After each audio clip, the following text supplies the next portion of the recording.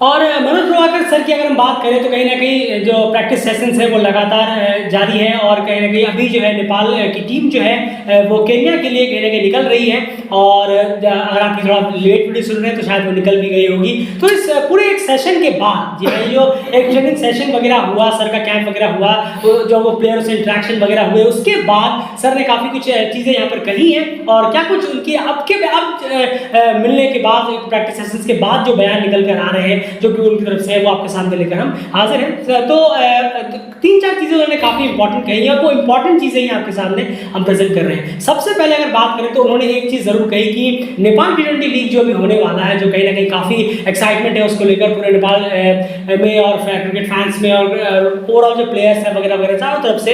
तो उन्होंने कहा कि इस नेपाल T20 लीग को मैं पूरी तरह से फॉलो करूँगा और सारे मैचेस को मैं गौर से देखूंगा और वहाँ पर जो भी हिडन टैलेंट्स होंगे उनको निकालने की मेरी पूरी कोशिश रहेगी। और सबसे बड़ी बात ये रहेगी कि मुझे कम से कम 20 से 25 प्लेयर्स ऐसे चाहिए। जी हाँ, उन्होंने कहा कि उन हिडन टैलेंट्स के सामने मैं रखूंगा कि मुझे 20 से 25 ऐसे प्लेयर चाहिए जो नेपाल के लिए, अपनी कंट्री के लिए क्रिकेट खेलने के लिए पूरी तरह से तैयार हो। और ऐसे प्लेयर्स को मुझे वहाँ पर निकाल कर उन पे काम कर और उन टैलेंट्स को इंटरनेशनल लेवल पर लेकर आना है। और मुझे उम्मीद है कि अगर सब कुछ सही गया तो हम एक बेटर और बहुत ही बेहतरीन नेपाल क्रिकेट जो है टीम जो है वो फ्यूचर में प्रोड्यूस कर पाएंगे। तो एंड इस बयान से कहीं ना कहीं ये देखने को लग रहा है कि ऐसा नहीं है कि सिर्फ एक ही स्क्वाड को स्टिक बनाकर रखेंगे आगे जाकर भी। अगर कुछ प्लेयर्स पे वो काम कर रहे हैं और वो लगातार गलतियां कर रहे हैं, उससे सीख नहीं रहे हैं, समझ नहीं रहे हैं, तो कहीं ना कहीं वो ये कहेंगे कि कोई बात नहीं, हमारे पास रिप्लेसमेंट रेडी है, आप आइए। ये नहीं कि हम आप ही की गुलामी करते रहेंगे कि आप ही हैं, नहीं हमारे पास तो प्लेयर नहीं है, ऐसा वो नहीं चाहते। एक अच्छा खासा पुल चाहते हैं, वो भी अच्छे लेवल का पुल चाहते हैं। वो बिल्कुल क्लियर है और इससे ये साफ प्लेयरों को भी समझ जाना चाहिए कि क्या उनका इंटेंट है, क्या वो सोच रहे हैं। अब बहुत बहुत बड़ा एक अच्छा डोमेस्टिक टूर्नामेंट रन होने वाला है नेपाल के लिए और इससे और ज़्यादा अगर ये जो है बात ये बहुत अच्छी उन्होंने इसलिए भी बोली है कि अगर और domestic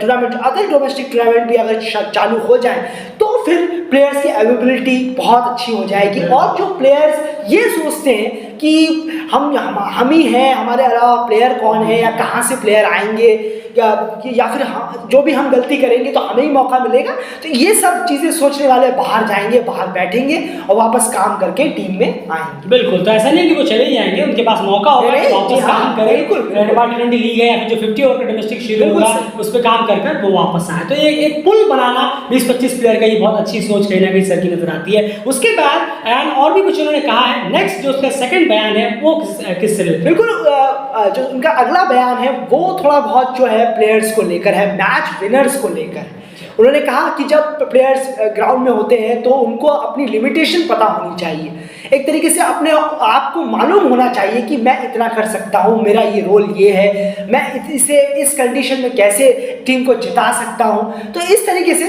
2-3 match winner player sir ने कहा है कि हमारी टीम में वो होने चाहिए और अपकमिंग में और वो आपको एंड में जीत दिला सके, ऐसे प्लेयर अपने होने चाहिए। और सबकी एक लिमिट होनी चाहिए। अगर कोई ओपनर है तो उसकी लिमिटेशन उसको मालूम होनी चाहिए, कोई मिडिल ऑर्डर बैट्समैन है तो उसको अपना रोल पता होना चाहिए। और इस तरीके से ही बॉलर्स हो, बैट्समैन हो, तो इसी को लेकर उन्होंने कहा है कि सबको अपना अपना लिमिट जो है यानी कि जो रोल है वो मालूम होना चाहिए, जिससे कि जो एंड हो जब वो करे तो वो टीम जीते, उनके रोल से टीम को फायदा हो और 2-3 अच्छे मैच विनर्स टीम ढूंढे और प्रोग्रेस करेगी, इस पे वो ध्यान दे रहे हैं। बिल्कुल, तो कहीं ना कहीं सर का क्लियरली अंदाजा है कि 2-3 मैच विनर्स की यहाँ पर जरूरत है डेफिनेटली। यानी कहने का मतलब उनका ये है कि मैच विनर्स की जो है कमी जो है वो क्लियरली नेपाल टीम में झलकती है और ये मैच विनर्स हमें निकालने होंगे। उन्होंने अपने बयान में कहा 2-3 मैच विनर्स की बहुत ज़्यादा जरूरत है और वो उम्मीद है कि वक्त के साथ वो इस 2-3 मैच विनर्स बनाने में कामयाब जरूर होंगे। बिल्कुल, आप इसी से रिलेटेड उन्होंने एक बात कही कि ऑलराउंडर्स को हमें ज़्यादा प्रेफर करना होगा। उन्होंने एक बात इसी से रिलेटेड कही कि ऑलराउंडर्स को हमें प्रेफर करना होगा। अगर आप किसी भी बड़ी टीम को उठाकर देखेंगे तो उनके ऑलराउंडर्स उनके पास 2 से 3 हैं। तो इस बात से आप क्या कहते हैं कि ये बात कहीं ना कहीं सर की सच है कि ऑलराउंडर्स बहुत बड़े वाइटल कंट्रीब्यूटर होते हैं? इसमें कोई दरार नहीं है, बिल्कुल सही कहा उन्होंने। सर खुद एक ऑलराउंडर है। हाँ, उसमें कोई दरार नहीं है, क्योंकि ऑलराउंडर्स आपको बहुत सारे ऑप्शन दे देते हैं एक ही प्लेयर को लेने में। अगर आप किसी बैट्समैन को लेते हैं तो आप सिर्फ एक बैट्समैन को लेते हैं, लेकिन जब आप एक अच्छे ऑलराउंडर, अच्छा ऑलराउंडर, नहीं ऑलराउंडर अच्छा होना चाहिए, ऐसा नहीं कि वो करा लेता है उसे ले लो बस इस रणनीति के तहत, तो फिर बहुत मुश्किल हो जाएगी। यानी सर का भी मानना जाहिर सी बात है अच्छे ऑलराउंडर्स के लिए, तभी उन्होंने 2-3 अच्छे फिनिशर्स की बात कही है। अच्छे ऑलराउंडर अगर आप लेते हैं, डेफिनेटली वो एक प्लेयर आप लेंगे टीम में तो वो 3-3 काम निकाल कर देंगे आपको। तो डेफिनेटली ऑलराउंडर्स अगर सब 2-3 लेते हैं और वो मैच फिनिशर का रोल भी वो निभा पाए तो फिर क्या ही बात है। क्योंकि अब देखा है कई सारे मैचेस जो है टीम फिनिश करने में नाकामयाब रही है, वो रीजन मैच फिनिशर ना होने की वजह से। हिटिंग कर लेना, थोड़ा बहुत बैटिंग कर लेना, वो अलग कैटेगरी में आता है। एक प्रॉपर मैच फिनिशर ऑलराउंडर वो एक अलग ही जोन का प्लेयर होता है, वो देखते ही पता चलता है कि वो टीम में मिसिंग इस वक्त जरूर है। और उसके बाद और एक बयान उनकी तरफ से आया है, वो किस बात है? बिल्कुल, वो उनसे पूछा गया है कि वो किस तरीके से जो बोर्ड है बीसीसीआई से वो हेल्प ला सकते हैं या करवा सकते हैं। तो उन्होंने इससे कहा कि जो सिमिलर पिचेस हैं, जिस तरीके की पिचेस हम मैचेस में जो देखते हैं अपने, उस तरीके की पिचेस अगर हमें वहाँ पर मिले इंडिया में आकर, अगर प्रोवाइड कराई जाए और 10 से 15 दिन का जो सेशन है वहाँ पर अगर वहाँ कराए और 4-5 मैच के लिए भी वो रिक्वेस्ट करेंगे, अगर बीसीसीआई से होगा तो बोर्ड से बात करेंगे, 10-15 दिन का अच्छा 10-20 दिन का सेशन चलाएंगे और जिसमें कि 4-5 प्रैक्टिस मैच भी या मैचेस भी मिलेंगे। तो इसी से लेकर एक और सवाल उनसे पूछा कि क्या टीम किस तरीके की होगी, क्या स्टेट टीम होगी या फिर कुछ और ए साइड देखने को मिल सकता है इस तरीके से। तो उन्होंने कहा देखिए टीम कोई भी हो, ये उन्होंने साफ कहा कि टीम कोई भी हो, लेकिन प्रिपरेशन आपकी उन पिचेस पर और टफ कंडीशन में होनी चाहिए, टफ जो सामने ओपोनेंट है वो जरूर होना चाहिए। तो वो इसके लिए ज़रूर बीसीसीआई बोर्ड से ज़रूर बात करेंगे। और उन्होंने तारीफ भी की बीसीसीआई की कि जिस तरीके से बीसीसीआई ने अपनी नेबरिंग कंट्रीज़ का ध्यान रखा है, श्रीलंका हो, बांग्लादेश हो, आपकी यूएई हो, अफगानिस्तान हो, सबको उन्होंने देखा है, ओमान को भी देख रहे हैं। तो उन्होंने बहुत एक अच्छी उम्मीद जताई है कि ज़रूर जो बोर्ड है वो अब नेपाल की भी मदद जरूर करे। बिल्कुल, और एट द एंड उनसे कुछ सवाल और पूछे गए कि इस वक्त जो आपका टारगेट है वो क्या है, तो उन्होंने वापस से वही जवाब दिया जो मैंने इंटरव्यू में कहा था कि इस वक्त वर्ल्ड क्रिकेट लीग 2 जो है वो पूरी तरह से हमारा फोकस है और रिमेनिंग मैचेस में ज़्यादा मैचेस में जीतने हैं। और उन्होंने एक चीज़ और कही कि मेरा फोकस लॉन्गर फॉर्मेट में ज़्यादा है बजाय शॉर्टर फॉर्मेट की। बहुत अच्छी बात है सर कि आपने जो विजन है, फोकस है वो लॉन्गर फॉर्मेट में, वही रियल क्रिकेट है, वही टीम को ऊपर लेके जाएगा। क्रिकेट में आप कितने भी अच्छा करते रहे लेकिन आपको लॉन्गर फॉर्मेट की जरूरत आगे जाकर पड़ेगी।